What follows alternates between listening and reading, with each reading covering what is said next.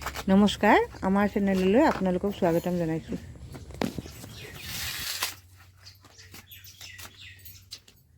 আজি মই কুকুৰাৰ মাংসৰ সৈতে কলপচলা বনাম।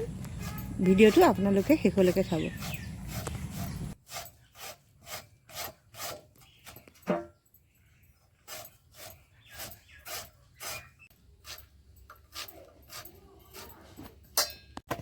কলপচলাখিনি কটা হ'ল। এতিয়া মই গিলাচেৰে মিহি কৰি ল'ম।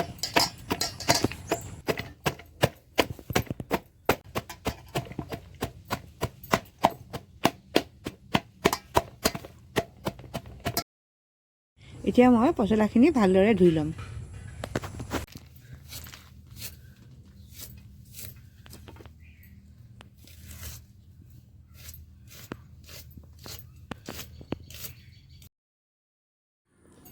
কুকুৰা মাংসখিনিত মই পিঁয়াজ, তেজপাত, বটি লোৱা জিৰা, ধনিয়া, আদা, নহৰু, শুকান জলকীয়া, লগতে হালধি, নিমখ আৰু অলপ মিঠাতেল দি ভালদৰে সানি ল'লোঁ।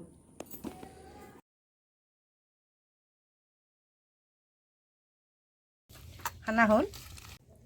এতিয়া মই আধা ঘণ্টামান ঢাকন মাৰি থৈ দিম।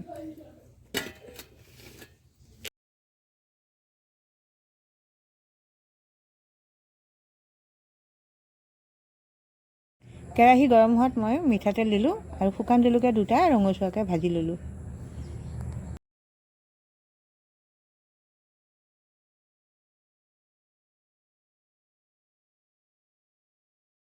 তাতে মই গোটা জিৰা কেইটামান দি মাংসখিনি বহাই দিলোঁ।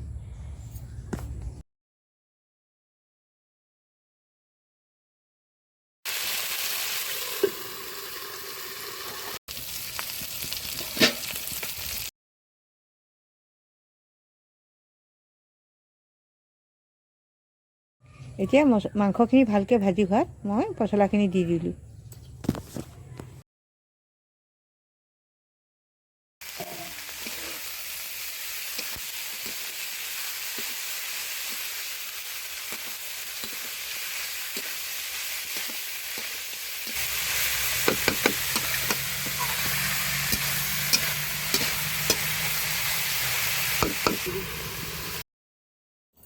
মাংস আৰু পচলাখিনি ভালদৰে ভাজি হোৱাত মই জোখমতে গৰম পানী দি দিলোঁ।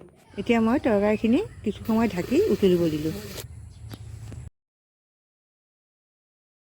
এতিয়া তৰকাৰীখিনি ঘন হৈ অহাত মই জালুকৰ গুড়া অকণমান দি কিছু সময় উতলিব দিলোঁ। এতিয়া তৰকাৰীখিনি হোৱাত মই নমাই দিলোঁ।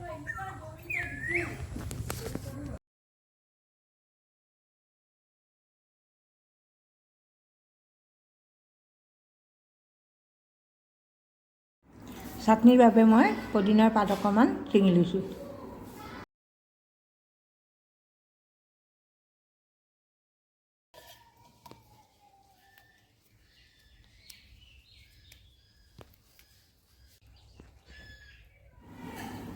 লগতে গছৰে জলকীয়া কেইটামান ছিঙি ল'লোঁ।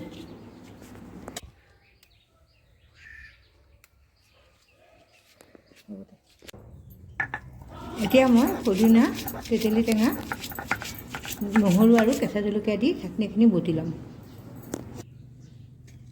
বটি হোৱাত ইয়াতে মই কেঁচা মিঠাতেল অকণমান দি চাটনিখিনি মিহলাই দিলোঁ। আজিৰ ভাত সাজ মই এনেদৰে পৰিৱেশন কৰিলোঁ।